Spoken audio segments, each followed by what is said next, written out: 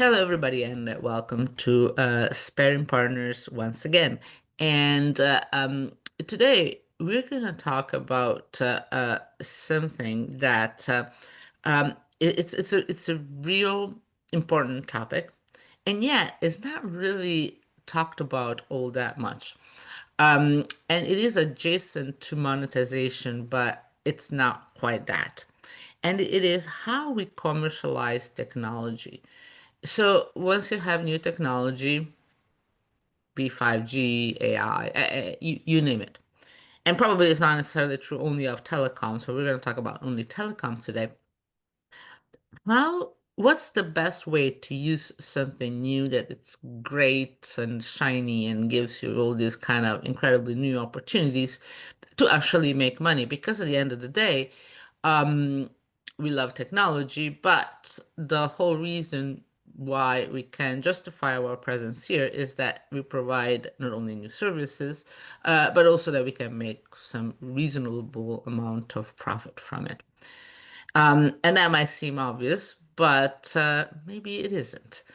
And so I am talking today to Alex Lawrence and about this. And this all started with a conversation we had at DTW a couple of weeks ago as we were walking around in the beautiful sunny day at the end of the conference, and we thought we'll just uh, talk about it more because it's a really important I think an important discussion to have in terms of understanding how technology helps us.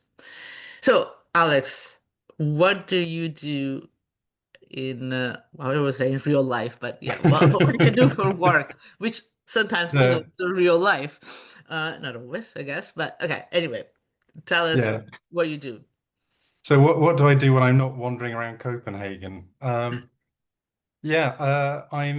the managing director at TelcoForge.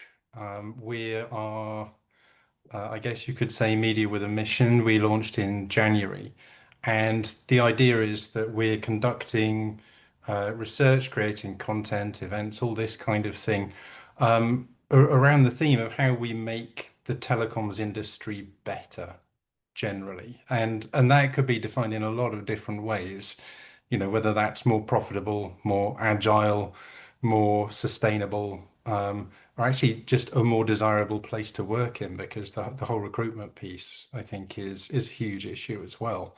And a lot of those tie in together. Um, one of the um, one of the key things about this, though, is essentially trying to get all of the people who are, if you like, frustrated optimists about the industry and see what we can do to remove those causes of frustration, Mhm. whether that's sort of huge structural issues, or just sort of on the micro level as well. Um, and Yeah, the reason why I think we were talking in DTW is because one of the things we've been able to do is set up monthly meetings with executives from different parts of the industry, sort of VP C levels, and we have these conversations under Chatham House rules as groups, and it's kind of curated, so trying to tease out some of the issues and questions of the industry, and I think it's also honestly part therapy on the basis that people can say what they actually think and not get fired for it. Um, and then these things come out in reports. So yeah, we've been talking about a number of different areas, but just recently, for example, questions around what are the structural bottlenecks to innovation, and if we can deal with that, do we want to? And how does that tie in with the risk of disruption or replacement within the existing telecom structure? So it's been fascinating but kind of messy, and I guess that might work as a useful introduction to who I am and where we're coming from. Yeah, and it's very interesting, and I wish you the best of luck because I think we do need to, well, in order to make telecoms better, and there is obviously a big scope for improvement there. Um, uh, the best way, I mean, what we need is not so much more technology or more money. We just need to have it's actually more of a cultural change, if I might be kind of a little bit fluffy here, in a way to be willing to discuss it, to talk about it, and to talk about it with a level of frankness that shouldn't get you fired, but at the same time is refreshing, and I can hear that you're gonna talk from your experience and not out of the slide deck that PR put up for you. You see, because that's not very interesting for anybody. Nobody's really getting. Well, maybe it is from somebody, not from. I don't find it interesting. And so this is very important. Actually, the my recent podcast with David Cleveley was in fact was in part about how to get innovation going. And so I've been trying to do something similar. But Chapman rules are very good. This is one of the big contribution of the UK to the world, I think. We should use them. We should use them more, or whatever, something like that, to get real discussion where people can compare and have different opinions. So, Yeah, that's good. yeah, different opinions, and also what really comes out is that um, typically what you do see on stage or coming through press releases and so on um, works to a certain set of incentives within the industry, but they're far from the only ones. And so if you look at what's happening in the news, what's happening in the press, then it can often be fairly bewildering to sort of see what seems like an endless stream of technology innovation, but then trying to figure out how that actually applies to our real world experiences. We can be sitting around and scratching our heads as to why all these transformations haven't happened, and it's really about trying to uncover those dynamics and those different motivations, I think, that is going to be the key to all this. Uh, Absolutely. And we're going to try to cover some of that today. I mean, we're going to start scratching the surface because I think there is a lot to talk about it in terms of how the interests are aligned for everybody, and actually how all of us, analysts included, so I'm not going to exclude myself from it. There is a question of our own job interest and targets. So none of us is completely, I wouldn't say independent, but we all have a stake in the game, and that doesn't necessarily always is not always good for the whole industry or for society. I mean, sort of like the kind of broad thing. Anyway, yeah. let's get on topic here. Okay, Yeah. so why don't you give us a little bit of a summary of what is that we were talking at in Copenhagen? How did it Yeah. all started? Yeah, well, I think at that point, I just published a report around the question of, are the national scale telcos and the major vendors at risk of being disrupted? Um, and that was kind of a conversation that's evolved from a number of others. But essentially, the thesis was that, um, as you say, there are quite a lot of comments around this being an industry which can oppose change. I think one of the quotes from our participants was, telecoms is where innovation goes to die. Uh, which is kind of fairly blunt and uncomfortable listening to the people with huge R&D budgets. Um, so. Uh, yeah, the question was, can we find areas within the telecoms world where maybe there are things happening, which give us a sense of what that next evolution in the industry might be. And I think the overall thesis coming out from these conversations was that maybe at the national scale telco level, they are very much bound up in legacy technology. Um, uh, there are certain habits of thought and approach, certain policy and regulatory constraints, and so on, um, which bind them up. And a lot of these are often moats to competition or started out that way. So, for example, using a SIM card as a way to authenticate people. If if you're the telco and you own the SIM, you kind of own that connection. Similarly, the cost of just building out a network in the first place, um, the complexity of what goes on, and the need to understand that in order to deploy and run it, or spectrum. All these things prevent new entrants just from meandering into the market.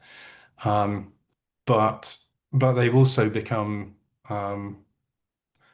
quite stifling. So now we see, for example, in IoT, and in some of the device manufacturers, we're looking at eSIM, or other forms of authentication, which is great, and it means that you don't have the costs, and you can have, for example, a container moving country very much more easily than with a SIM card. But it means that the incentives to create that have now meant that um, that is no longer a competitive mode, and you've made it easy for people to rival you. And so this is one of the reasons, along with things like neutral hosts and the sort of infraco versus servco models. It means that private networks are much easier to do. So they're springing up. MVNOs of different kinds that cater to enterprise, for example, are becoming more common. And they're tending to go straight to um, software-led models and this kind of thing, and very different cost structures. So maybe there's an argument that some of these things, they start out by being very cheap, but they're on the fringes. Over time, those models can proliferate given the right kind of regulatory environment, the right kind of commercial backing. And then all of a sudden, those national scale telcos that used to own most of that um, traffic, most of the revenue, become minor players in a much more fragmented industry. Um, so is that what's going to happen? I can't see into my crystal ball, but that's an Well, example of yeah. how this might happen. Actually, I'm gonna go back to what you just said at the beginning, which is that you talked to somebody and said, that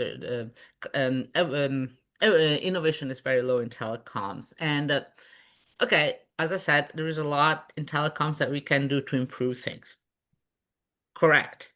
However, there is also a subset of the people in telecoms that just like are the doom and gloom of everything, right? 5G is a failure, nothing works, it's a terrible thing, telecom is dead, and whatever. And I really cannot, I don't see no evidence of that. Okay, is it perfect? No. Are other fields perfect? If you go see a doctor or whatever, you look in healthcare. I mean, they're slower, if anything, and they're absolutely maddening there too. So it's like, okay, innovation, it's not just because you have a technology, just because you have a solution doesn't mean that it's going to be implemented tomorrow. So that's one thing. But in telecom specifically, when you think about what we can do with our phones compared to like 20 years ago, you cannot come and tell me we didn't do well. We could do better, yes, but it's not, I mean, I think we should say, okay, there is room for improvement, but we haven't done all that bad. So, like for instance, SIM and eSIM. Okay, it'd be good to move to eSIM faster. But just the fact that we have a SIM card, historically, that has been a huge thing.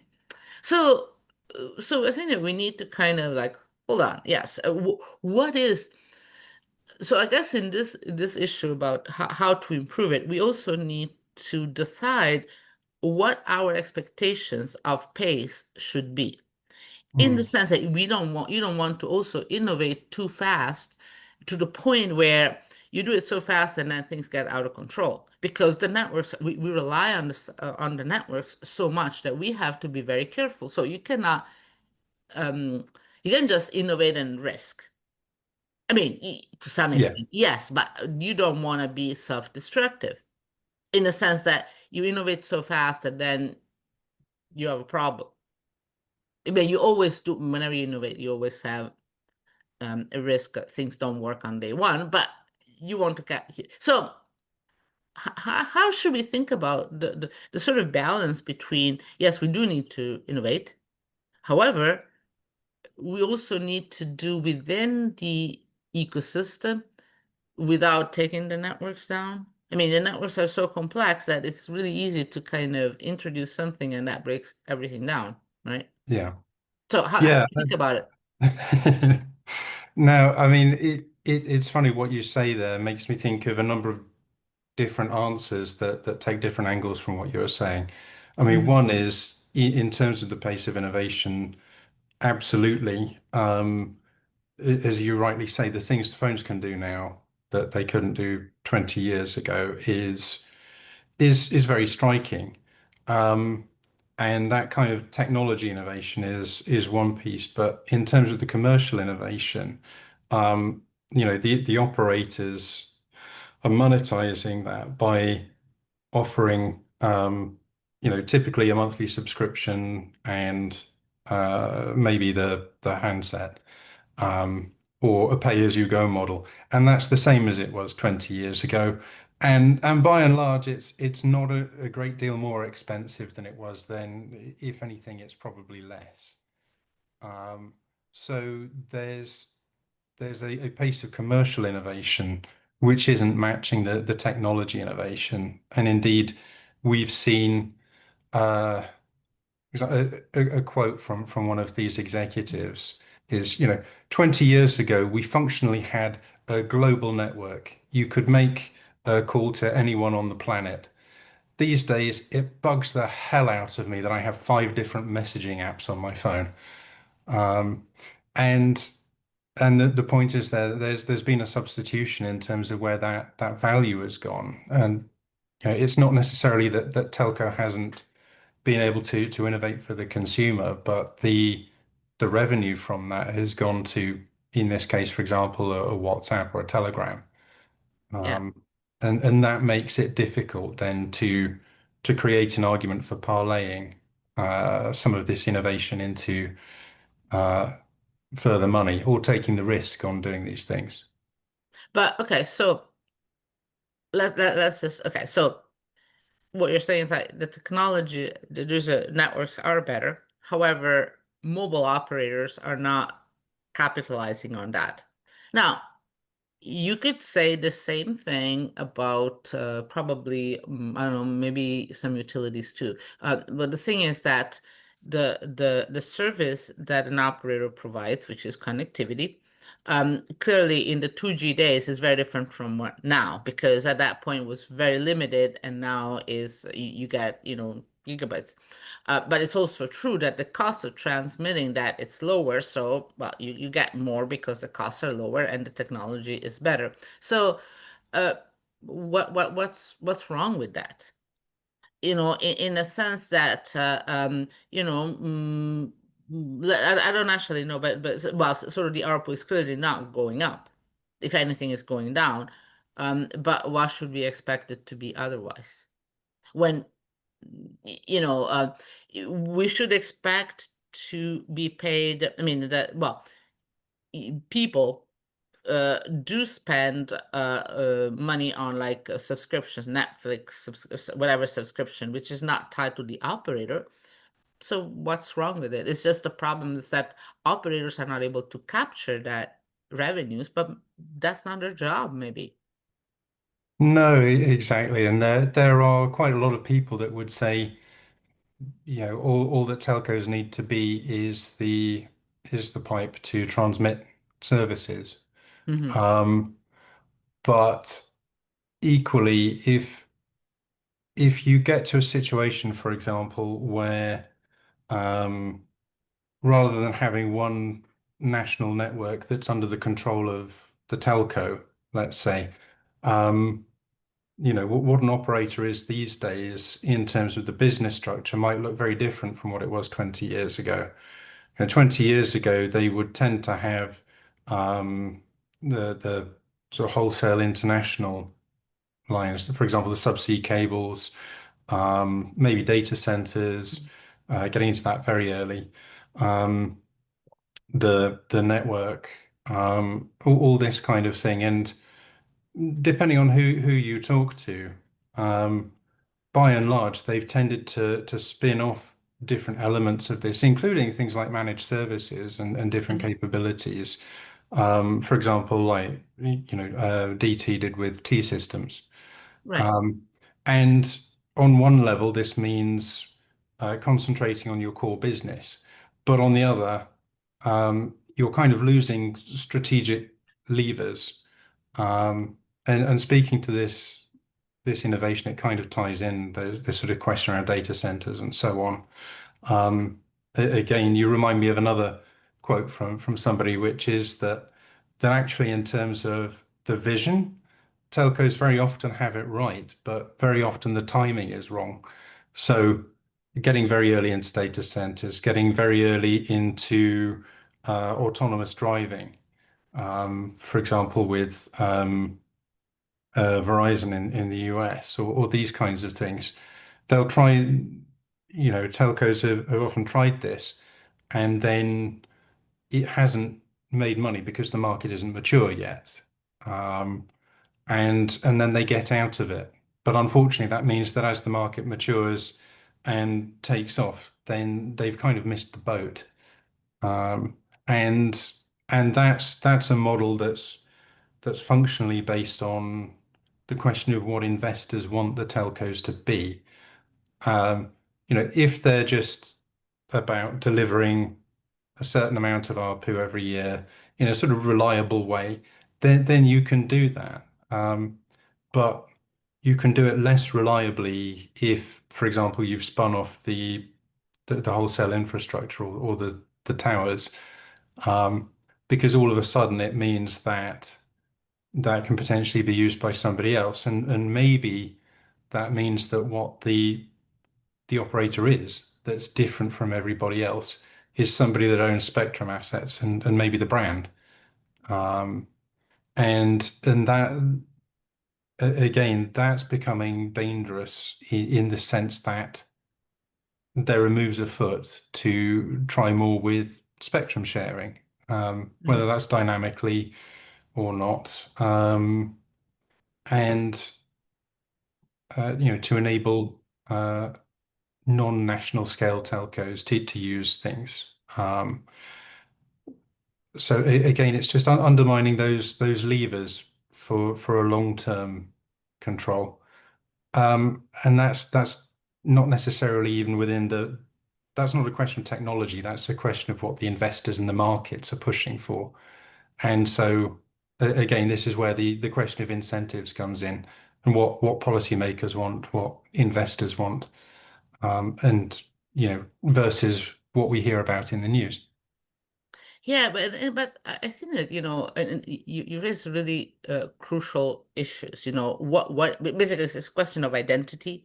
Who are you as an operator? How broad it is. Now, if you start selling part of your business, and it might make sense from financial reasons, then you kind of like restrict a little bit your scope of action and re potential for revenues, obviously.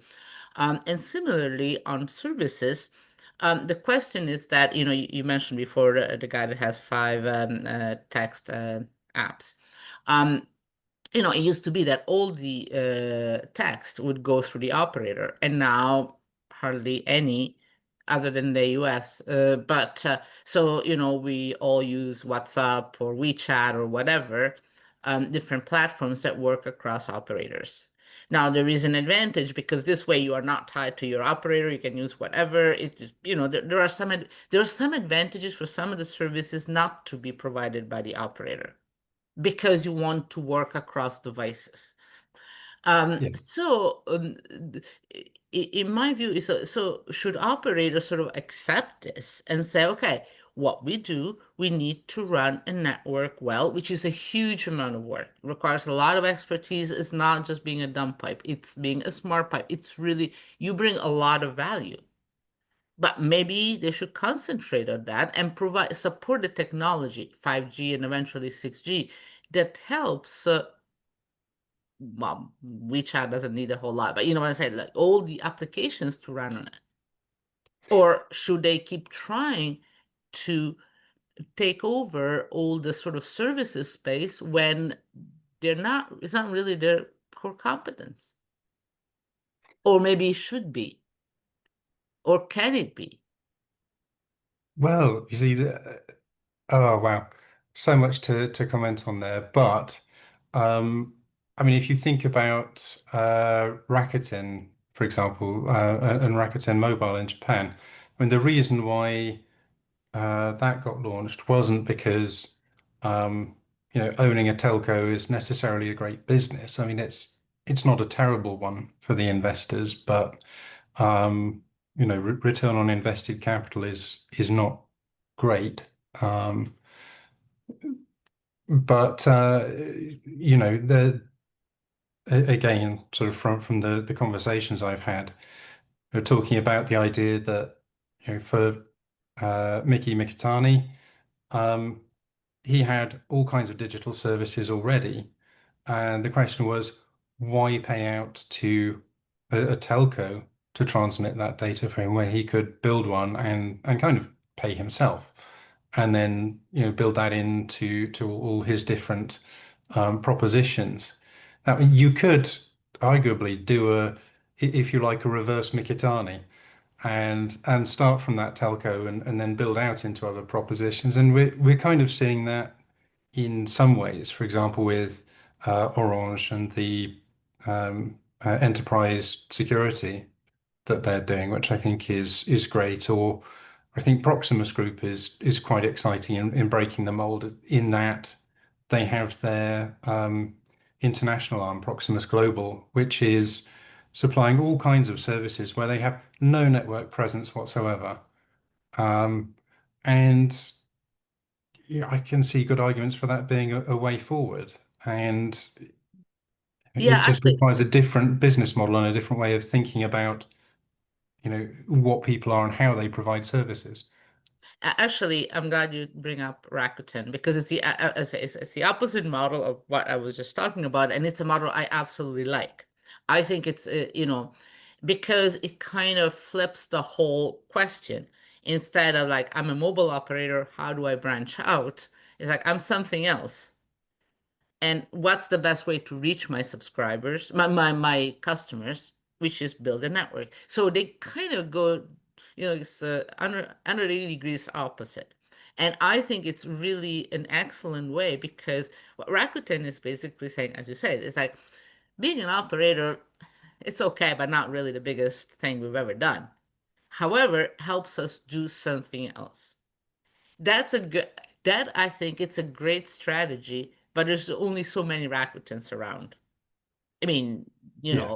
that have the scale, the money and everything. So it's a great model, but it's not a model that you can easily replicate No, because no, exactly. And I can't imagine, for the sake of argument, Vodafone shopping around yeah, to try and persuade, for example, Alibaba to buy them as a vehicle for their goods. Um, exactly. And I cannot imagine, and I have the highest opinion of Vodafone. So that's not like I say, oh, look at them. But I cannot see them to become a Rakuten or an Amazon equivalent. It's just not, I mean, they can try to do it. So, as you mentioned, there are some examples of operators that are branching out, which is good, but their core business is not going to be, or if it changes, it's just because okay, you can imagine anybody getting into another business, but it's not necessarily part of what you'd expect all of them to do. And in fact, if all of them were to do it, then it just would be crowded. So they can, for instance, compete with hyperscalers. They can, but how many of them will succeed? And do they have any? advantage over hyperscalers. In most cases, they don't. Not because there is anything wrong with them. It's just because it's not their business. It's as Mm. if the two of us decided to write about a different sector. We just decided to write about finance. Well, we can do it, but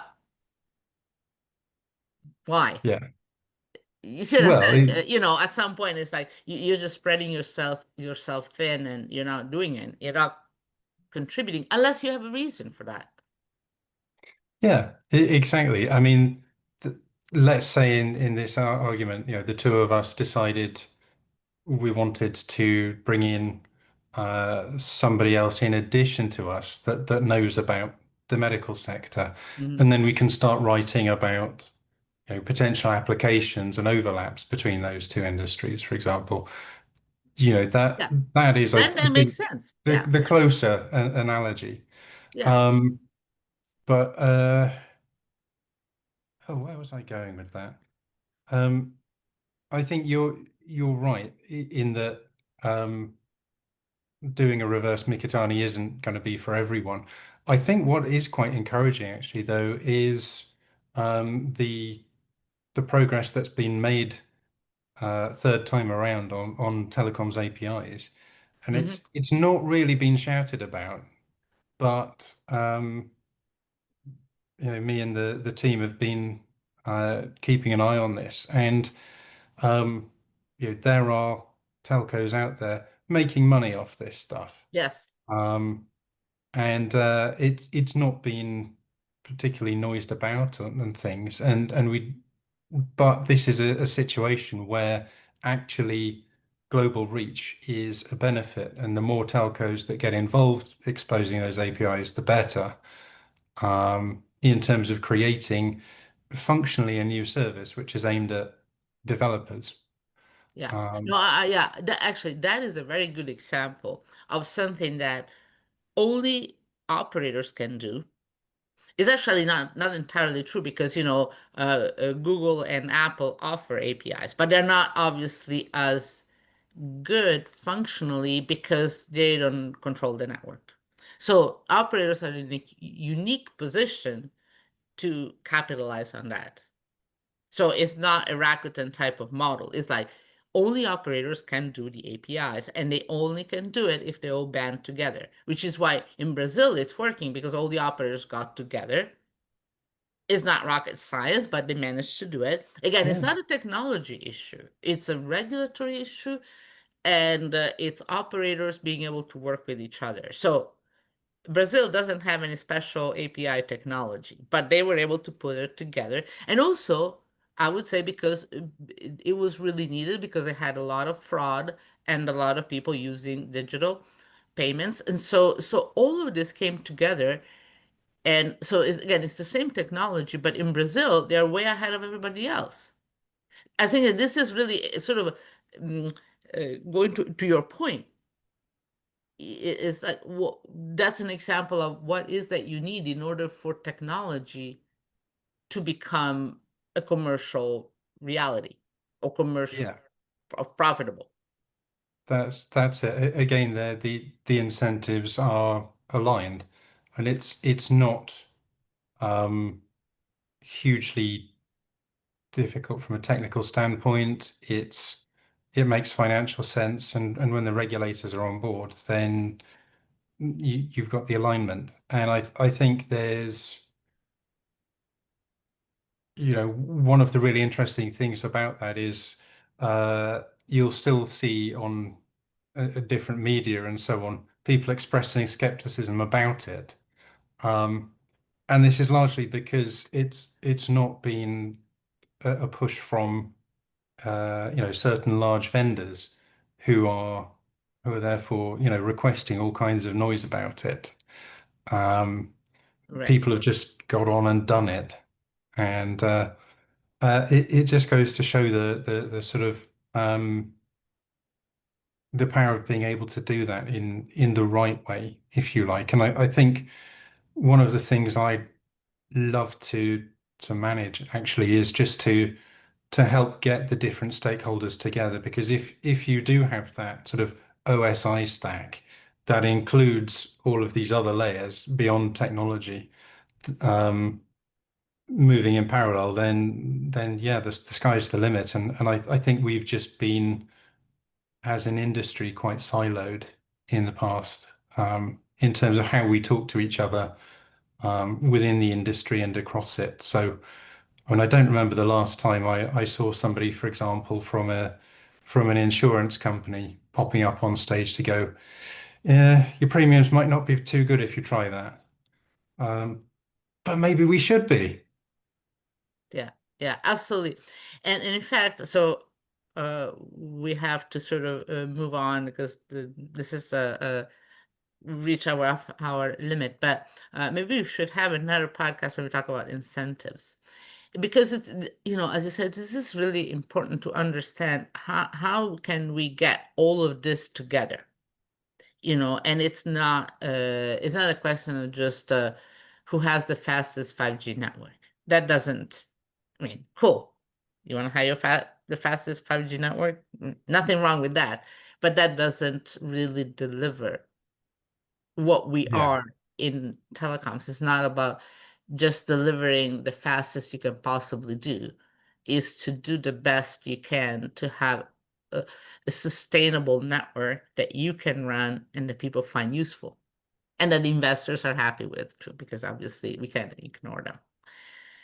Anyway, Alex, thank you so much. It was very kind of insightful and inspiring this discussion today. I hope you enjoyed it too. it was a lot of fun. Thanks ever so much, Monica. Thank you so much, and thank you all for listening to this latest Sparing Partners. And spread the word if you liked it.